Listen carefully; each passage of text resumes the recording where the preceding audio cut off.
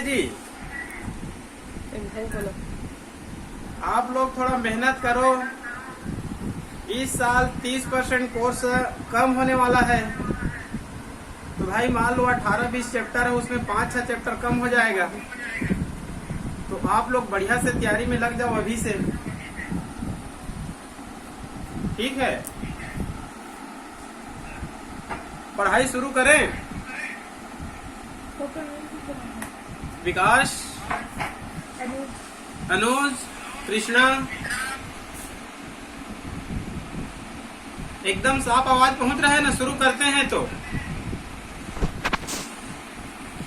आज हम लोग ऑनलाइन क्लास के अंतर्गत सिस्को वेबएक्स के माध्यम से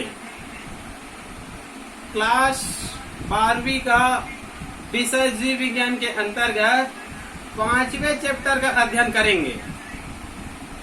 5वें चैप्टर का अध्ययन करेंगे और 5वें चैप्टर में है जेनेटिक्स, वास्तव में आनुवांशिकी है। तो यहाँ पर आपके पुस्तक में नाम लिखा गया है principle of inheritance and variation, मतलब वंशागतिकी और विविधता का सिद्धांत। वंशागतिकी और विविधता का सिद्धांत मतलब कुल मिलाकर इसमें हमको जेनेटिक्स के बारे में अध्ययन करना है। वेरिएशन मतलब विभिन्नता।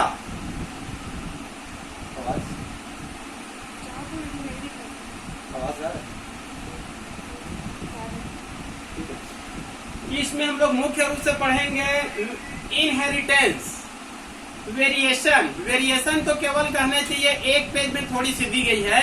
इस चैप्टर में हम लोग विशेष रूप से पढ़ेंगे जेनेटिक्स के बारे में, इनहेरिटेंस के बारे में, ठीक है। तो पहले मैं आप लोगों को इंट्रोडक्शन के रूप में बताता हूँ कि वास्तव में जेनेटिक्स है क्या चीज, हेरेडिटी है क्या चीज, इनहेरिटेंस है क्या चीज। इन तीनों शब्दों में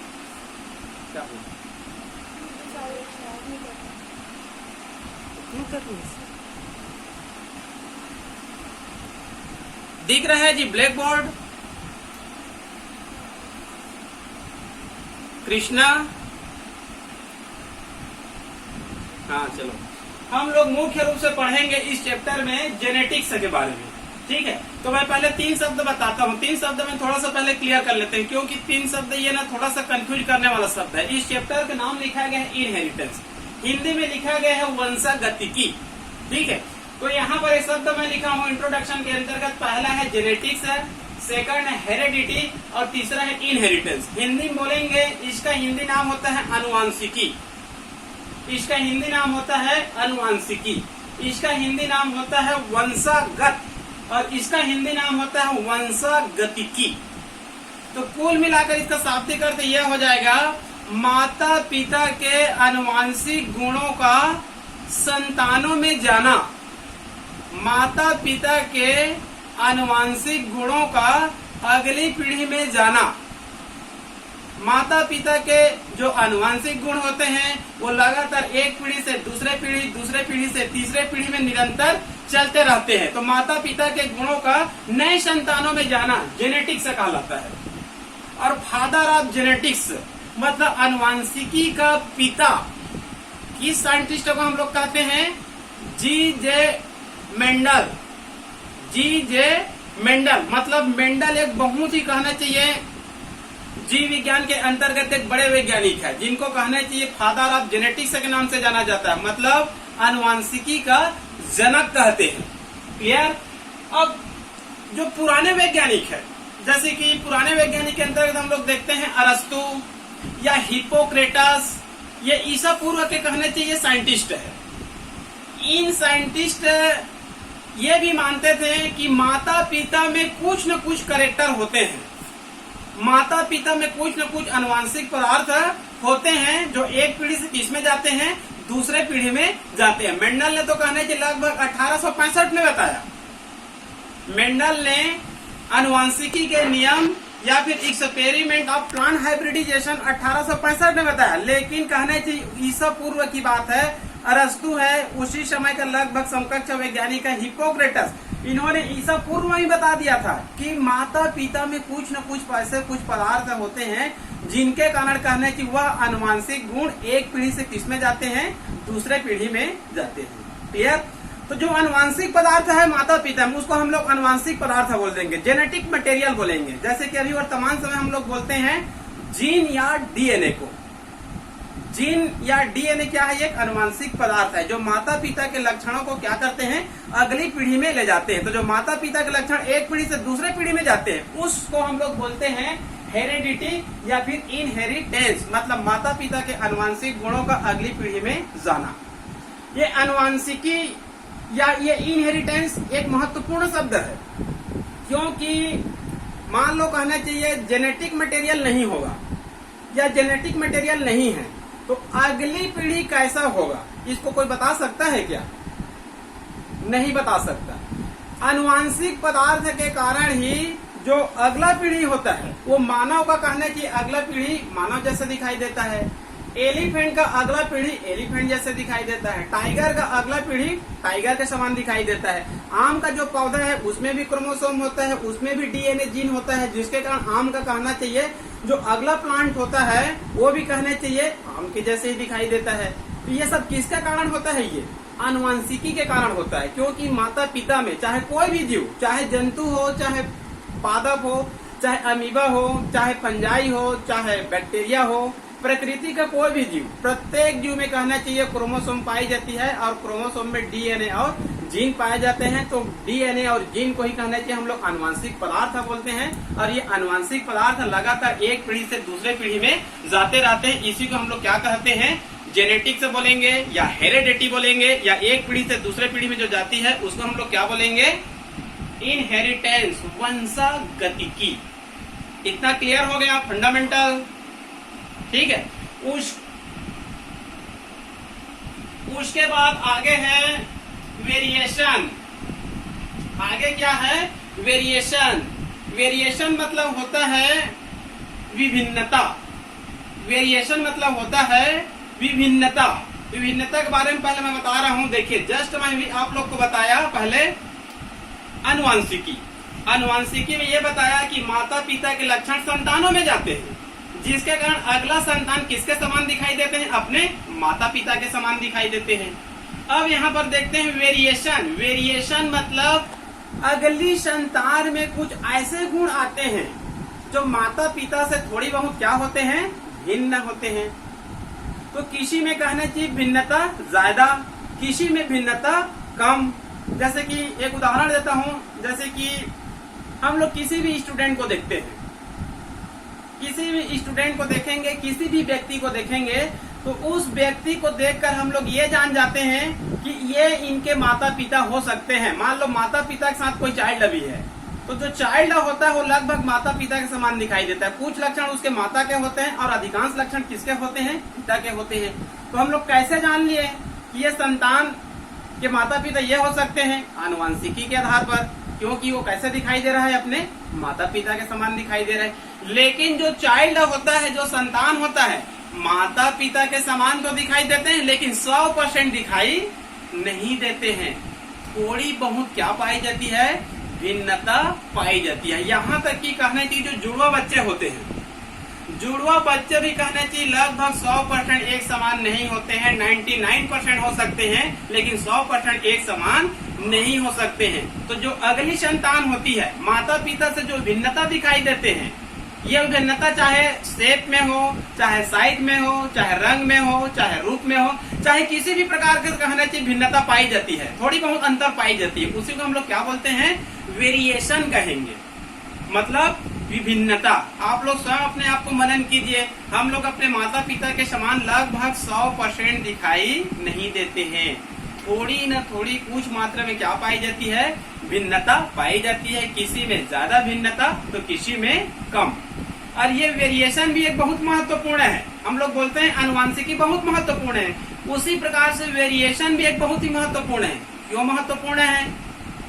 यदि वेरिएशन मान लो नहीं होगा, वेरिएशन मान लो नहीं होगा तो हम व्यक्तियों को नहीं पहचान पाएंगे कि कौन अजय है और कौन विजय है, क्योंकि सब क्या दिखाई देंगे? एक समान दिखाई देंगे। तो वेरिएशन भी होना क्या है, बहुत ही जरूरी है। जैसे कि हम लोग एक क्लास में देखते हैं, जैसे कि 12वीं क्लास में ही, 12वीं क्लास में कहना चाहिए मान लो 60 स्टूडेंट है, तो क्या 60 स्टूडेंट एक समान है क्या? नहीं है। एक दूसरे में क्या पाई जाती है, भिन्नता पाई जाती है। यदि 60 स्टूडेंट है, यदि 60 स्टूडेंट एक समान दिखाई देंगे तो हमको पहचानने में क्या हो जाएगा, बड़ी दिक्कत हो जाएगा। तो वेरिएशन भी होना क्या है, प्रकृति के लिए बहुत ही महत्वपूर्ण है। ये हो गया आप लोगों का विविधता। पहले बताया मैं जेनेटिक्स के बारे में, मतलब आनुवंशिकी के बारे में, मतलब माता पिता के गुणों का अगली पीढ़ी में जाना आनुवंशिकी है या इनहेरिटेंस है। इसको पुराने वैज्ञानिकों ने भी अनुमान किया था, सिद्ध तो नहीं कर पाए थे, लेकिन पुराने वैज्ञानिक भी मानते थे कि माता पिता में कुछ न कुछ जेनेटिक मटेरियल होते हैं और वही जेनेटिक मटेरियल कहना चाहिए अगली पीढ़ी में जाते हैं, जिसके कारण कहना चाहिए टाइगर का संतान टाइगर जैसे दिखाई देता है, लायन का लायन के समान। लेकिन वेरिएशन में कहना चाहिए थोड़ी बहुत विविधता अनिवार्य रूप से पाई जाती है। वेरिएशन होगा तभी विकास होगा, वेरिएशन नहीं होगा तो आगे चलकर विकास नहीं हो पाएगा। क्लियर? उसके बाद है types of variation. Types of variation, variation का प्रकार। वेरिएशन का प्रकार को ज्यादा अध्ययन नहीं किया गया है, केवल कहना चाहिए कुछ पॉइंट में बता दिया गया है कि प्रकार क्या हो सकते हैं। ठीक है, तो यहाँ पर मैं 2-3 प्रकार बताता हूँ, कुछ लक्षणों के आधार पर, कुछ आधार के आधार पर। जैसे कि आपके पुस्तक में दी गई 12वीं में, सेल के आधार पर वेरिएशन 2 प्रकार का हो सकता है। कोशिका के आधार पर वेरिएशन 2 प्रकार का हो सकता है। पहला है सोमेटिक और दूसरा है जर्मिनल। सोमेटिक मतलब कायिक और जर्मिनल मतलब जनन। मतलब कोशिका के आधार पर वेरिएशन 2 प्रकार से हो सकता है, एक है सोमेटिक वेरिएशन और एक है जर्मिनल वेरिएशन। दूसरा है कैरेक्टर के आधार पर, मतलब लक्षण के आधार पर भी 2-3 प्रकार का हो सकता है। जैसे कि morphological variation, physiological variation, cytological variation. Morphological variation मतलब एक दूसरे से आकार में क्या पाई जाती है, वेरिएशन पाई जाती है, मतलब भिन्नता पाई जाती है। फिजियोलॉजिकल कार्य की, मतलब कार्य की दृष्टि से भी क्या हो सकते हैं, एक दूसरे से भिन्न हो सकते हैं। साइटोलॉजिकल कोशिका में पाए जाने वाले कहना चाहिए जो कार्य वगैरह होती है उनके आधार पर क्या पाई जा सकती है, वेरिएशन पाई जा सकती है। आगे है इफेक्ट, मतलब प्रभाव के आधार पर भी कहना चाहिए वेरिएशन 2-3 प्रकार के हो सकते हैं। जैसे कि पहला है यूजफुल, सेकंड है हार्मफुल, मतलब प्रभाव के आधार पर ये लाभदायक भी हो सकता है और ये हानिकारक भी हो सकता है। ये सब कहना चाहिए टाइप्स ऑफ वेरिएशन है, वेरिएशन का प्रकार।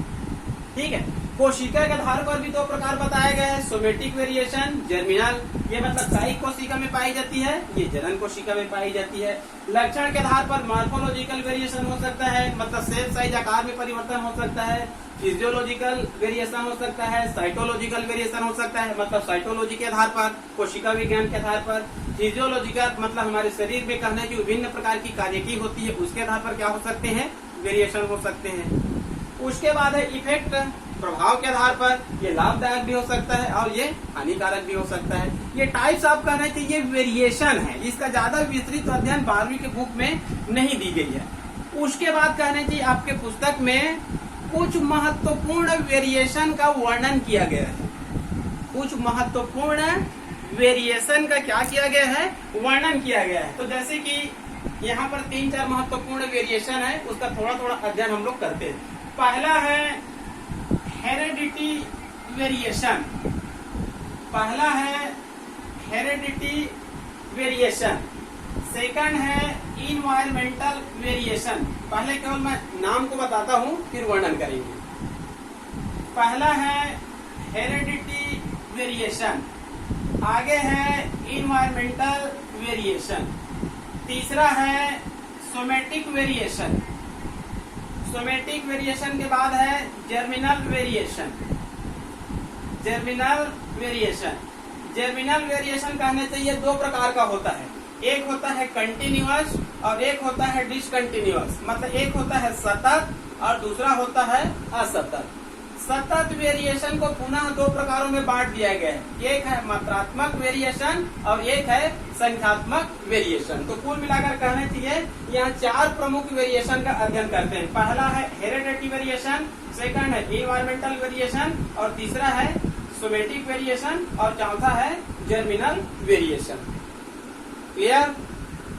आवाज पहुंच रहा है जी? आगे बढ़े। चलिए ठीक है, पहला अध्ययन करते हैं। नाम से क्लियर है, ज्यादा याद करने की आवश्यकता नहीं है इसमें। देखिए हेरिडिटी वेरिएशन, इसका सामान्य हिंदी अर्थ क्या हो जाएगा? वंशगत वेरिएशन। इसका हिंदी नाम क्या हो जाएगा? वंशगत वेरिएशन। मतलब किसी भी जीव में ये वेरिएशन पाई जाती है तो ये जन्म से ही पाई जाती है। किसी जीव में ये वेरिएशन पाई जाती है तो ये जन्म से ही पाई जाती है। मान लो कहने चाहिए कोई व्यक्ति है, मान लो कहने चाहिए कोई जीव है, यदि उनके शरीर में जन्म से ही कोई वेरिएशन पाई जाती, मतलब जन्म से ही वो अपने माता पिता से थोड़ा सा भिन्न दिखाई देते हैं। जैसे ही कोई चाइल्ड पैदा होते हैं वो अपने माता पिता से कहना चाहिए कुछ थोड़ी बहुत मात्रा में भिन्नता दिखते हैं, तो उस भिन्नता को क्या बोलेंगे? Heredity variation. मतलब उसमें जन्म से ही पाई जाती है, आनुवंशिकी रूप में पाई जाती है। क्लियर? आगे है इन्वायरमेंटल वेरिएशन। आगे है इन्वायरमेंटल वेरिएशन। इसका हिंदी नाम होता है वातावरणीय। इसका हिंदी नाम होता है वातावरणीय परिवर्तन या फिर वातावरणीय वेरिएशन। इसका मतलब होता है कोई चाइल्ड, कोई संतान जन्म लेते ही उसमें वेरिएशन नहीं पाई जाती है, लेकिन आवश्यकता अनुसार, समय के अनुसार, वातावरण के अनुसार यदि उसमें वेरिएशन पैदा हो जाती है तब इसको हम लोग क्या बोलेंगे? Environmental variation. जैसे कि कोई चाइल्ड पैदा हुआ, ज्यादा उसमें वेरिएशन नहीं था, लेकिन जैसे जैसे समय बीतता जाता है, ताप, टेम्परेचर, खाद्य पदार्थ, नमी, मौसम, मतलब वातावरण के कारण इसे यदि उसमें परिवर्तन आता है तब उसको हम लोग क्या बोलेंगे? Environmental variation. जैसे कि मान लो कहने की कोई व्यक्ति है, मान लो यहाँ पर पढ़ाई करता है, लेकिन यहाँ पर 12वीं के बाद वो सीधे कहने चाहिए विदेश चले जाते हैं पढ़ने के लिए, अमेरिका चले जाते हैं, ब्रिटेन या फिर वेस्ट इंडीज चले जाते हैं। तो अपने जीवन में ही कहना चाहिए, क्योंकि वहाँ का वातावरण यहाँ की वातावरण की अपेक्षा क्या है? जलवायु चेंजेज रहेगा।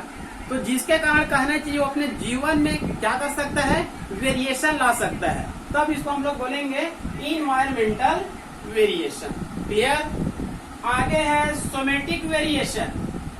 सोमेटिक वेरिएशन मतलब होता है, सोमेटिक मतलब कायिक, मतलब कोशिका से संबंधित है। किससे संबंधित है? कोशिका से। तो कायिक सोमेटिक वेरिएशन, इसका सोमेटिक वेरिएशन में क्या होता है? वैज्ञानिकों का ये मानना है कि मान लो कहना चाहिए हमारे शरीर में कोई वेरिएशन होता है, यदि वह वेरिएशन सोमेटिक सेल्स में होता है, यदि मान लो हमारे शरीर में कोई वेरिएशन होता है वातावरण के कारण, ठीक है, और वो वेरिएशन किसमें होता है? सोमेटिक सेल्स में होता है, तब इसको हम लोग क्या बोलेंगे? Somatic variation. ठीक है, सोमेटिक वेरिएशन को ज्यादा प्राथमिकता लेमार्क नामक वैज्ञानिक ने दिया है। सोमेटिक वेरिएशन को मुख्य रूप से किसने माना है? लेमार्क नामक साइंटिस्ट ने। ये कहने चाहिए विकासवादी वैज्ञानिक थे। इनका मानना था अंगों का उपयोग और अउपयोग। अंगों का उपयोग और अउपयोग मतलब कोई भी आर्गन ज्यादा मात्रा में उपयोग में आता है तब वह आर्गन क्या हो जाता है? विकसित हो जाता है। अब जब कोई आर्गन ज्यादा मात्रा में उपयोग में नहीं आता है तो वह आर्गन क्या हो जाती है? धीरे धीरे छोटी हो जाती है और अवशेषी आर्गन के रूप में पाई जाती है। तो ये सोमेटिक वेरिएशन का उदाहरण है जिसको लेमार्क ने दिया था। मतलब कोई भी आर्गन ज्यादा मात्रा में उपयोग में आएगा तब वह आर्गन विकसित हो जाएगा, और जब कोई आर्गन ज्यादा मात्रा में उपयोग में नहीं आएगा तो धीरे से क्या हो जाएगा? वो अवशोषित आर्गन या फिर अवशेषी वेस्टिजियल आर्गन में क्या हो जाती है? वह चेंजेज हो जाती है। तो सोमेटिक वेरिएशन को मुख्य रूप से किसने माना है? लेमार्क ने। लेकिन इसका एक वैज्ञानिक ने खंडन भी किया है, क्वियर। ये कहना चाहिए कुयर नामक क्या है, ये साइंटिस्ट है। उन्होंने कहना चाहिए सोमेटिक वेरिएशन का क्या किया, विरोध किया। उन्होंने एक प्रयोग किया था, प्रयोग को यहाँ पर नहीं लिखा गया है। उन्होंने अपने प्रयोग में ये बताया था, वो कहना चाहिए एक चूहे ले लेते हैं और चूहे के कहना चाहिए जो टेल है, प्रयोग में एक चूहे लेते हैं, चूहे के कहना चाहिए जो टेल होता है, वो टेल को कहना चाहिए वो 20 पीढ़ियों तक लगातार काट देता है। चूहे के टेल को 20 पीढ़ियों तक क्या कर देता है, वो काट देता है। तो 21वें पीढ़ी में भी कहना चाहिए चूहे में टेल की लंबाई उतनी ही है जितने की पहले थी। मतलब सोमेटिक वेरिएशन यहाँ पर वंशागत नहीं हो रही है, जबकि लेमार्क ने क्या कहा था, उपार्जित लक्षणों की वंशागति की, उपार्जित लक्षणों की वंशागति की, मतलब अंगों का ज्यादा उपयोग होगा, वो विकसित हो जाएगा और विकसित होने के बाद वो अगली पीढ़ी में चली जाती है। जबकि कुयर का प्रयोग ये बताता है कि जो सोमेटिक वेरिएशन होता है आगे चलकर अगली पीढ़ी में नहीं जाती है, बल्कि कुयर का ये कहना है कि सोमेटिक वेरिएशन के लिए 3 कारण जिम्मेदार हो सकते हैं। सोमेटिक वेरिएशन के लिए 3 कारण जिम्मेदार हो सकता है। पहला बताया गया है इन्वायरमेंट, मतलब पर्यावरण। दूसरा बताया गया है अंगों का उपयोग, और तीसरा बताया गया है जागरूक प्रयास। कुयर ने सोमेटिक वेरिएशन के लिए 3 कारक बताए हैं, या 3 कारणों से हो सकता है। पहला क्या है, वातावरण या पर्यावरण, दूसरा है अंगों का उपयोग, और तीसरा क्या है, जागरूक प्रयास। और जागरूक प्रयास के बारे में उन्होंने बताया है, जागरूक प्रयास उन जीवों पर लागू होता है जिसमें बौद्धिक क्षमता उच्च पाई जाती है। जैसे मानव में बौद्धिक क्षमता उच्च पाई जाती है, तो मानव कहना चाहिए अपने प्रयास के माध्यम से, अपने बौद्धिक क्षमता के माध्यम से शिक्षा और प्रशिक्षण प्राप्त करके अनेक परिवर्तन कर लिए। ठीक है, और ये बताया गया है कि इनकी मृत्यु के बाद ये क्या हो जाती है, ये समाप्त हो जाती है। जबकि लेमार्क ने क्या बताया था, ये एक पीढ़ी से किस में चली जाती है, दूसरी पीढ़ी में चली जाती है। क्लियर इतना, मतलब सोमेटिक वेरिएशन में इतना जानना है आपको, सोमेटिक सेल्स में वेरिएशन होना, सोमेटिक सेल्स में वेरिएशन होना, लेकिन सोमेटिक सेल्स में जो वेरिएशन होता है जब उस जीव की मृत्यु होती है तो अगली पीढ़ी में नहीं जाती है। किसके अनुसार, कुयर के अनुसार। लेकिन लेमार्क ने क्या कहा था, उपार्जित लक्षणों की वंशागति की, मतलब एक पीढ़ी से किसमें जा सकती है, दूसरे पीढ़ी में जा सकती है। आगे है उसके बाद जर्मिनल वेरिएशन, आगे है जर्मिनल वेरिएशन, मतलब जनन कोशिका में वेरिएशन। इसको अधिकांश वैज्ञानिक मान्यता प्राप्त मानते हैं, क्योंकि जर्मिनल मतलब जनन कोशिका, और जनन कोशिका मतलब मेल का टेस्टिस और फीमेल का ओवरी। और हमको रिप्रोडक्टिव सिस्टम में हम लोग ये अध्ययन किए थे, मेल के कहना चाहिए टेस्टिस से स्पर्म बनती है